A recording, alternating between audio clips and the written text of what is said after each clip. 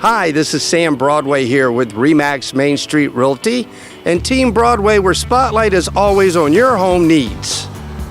And today we're going to talk about the subject of rent to own.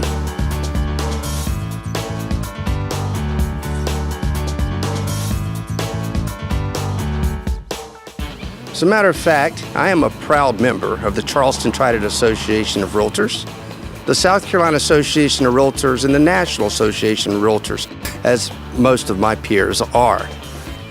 As realtors, we are sworn and obligated to protect the consumer, i.e., the buyers, as well as the sellers in real estate transactions. With that being said, I want to talk about 4 pitfalls for rent to own. Pitfall number 1, negotiation. In essence, when you ask for rent to own, you're asking a favor of the seller. When you ask for a favor, you must pay the price. What is the price?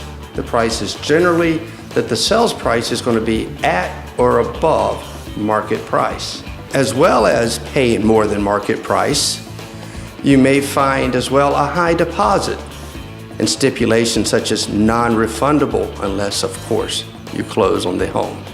A second common pitfall is choice limitation. It's a very busy market right now. There's very few sellers that are willing to even entertain a rent to own. Most of them want to sell their house in 30 to 45 days. Pitfall number 3, large penalties to the consumer. The seller has huge benefits because usually they reap and maintain the high deposit as well as they receive the high rent if it came in a timely manner. On the other hand, the buyer, they suffer the consequences. Loss from failure to perform on the agreement to buy the property. This benefits hugely the seller. Why? As we spoke before, generally you have a higher deposit and it is non-refundable, which means if you're unable to purchase within the timeline, you lose that money. As well as during the period of the rent portion of this contract, you are actually paying higher than market normally rent. The essence of this, or the reason for this, is we're trying to give you incentive or the seller to actually purchase. That's what we're sold, that we're trying to get you to purchase sooner than later. The flip side of this, in my experience of many years, is at about 90% or more failure rate of rent to own. Number 4, this is a very common pitfall that I see in rent to own. Loss of appetite for the home that you chose to rent to own. Why is that? First, now you've lived in the home 6 months, a year, and you realize you have other options.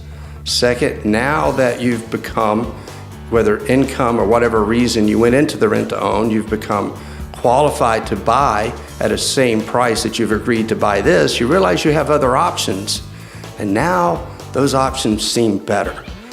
So as you can see, rent to own is a very sticky and convoluted situation to put yourself in, which is one of the reasons my team and I really will not work with a rent to own, rarely if ever, unless it's the perfect circumstance that we can see benefits you.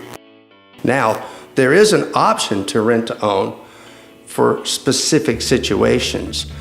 Relocation, which we have a lot of here, and people will come into town, and let's just say they can't qualify because they can't prove income until they get a paycheck, but they need to move next week or the next 3 weeks. But they can close in 45 days, 60 days, possibly 90 days, no longer. And that option is, instead of rent to own, is early occupation. And we're going to talk a second about early occupation. Early occupation, the benefit, smooth transition. You get to move quickly into a home. You don't have to wait for the process of the mortgage process, and you go ahead and rather than renting and staying in temporary housing, you get into the home. Convenience, obviously it's much more convenient than waiting for the time for the loan to close if it's in process. However, there is one pitfall to early occupation. If we read the early occupation, everything is up for negotiation, But the normal early occupation reads that A, you'll put a non-refundable deposit, possibly sometimes. There may be a per diem. We do not call that rent, so they don't have to require 30 days to get you out of the house if you fail to purchase. But the most common and misunderstood is the one where you actually, once you do your inspection, your due diligence, and you move into the house, you literally take possession, not the taxable possession, but you take possession to the point of the hot water heater goes out, the air conditioner goes out. It's as if you just bought the home. You have relieved the seller of any responsibilities for repair. This concludes our segment on rent to own. To rehash some of the things we learned today, that there are pitfalls in rent to own. So basically we like to say, rent if you need to rent, buy when you're ready to buy, with the third option on unique situations of early occupation. Remember, when it comes to your real estate choices, Team Broadway does not play around. This is Sam Broadway with RE/MAX Main Street Realty and Team Broadway, where spotlight is always on your home needs.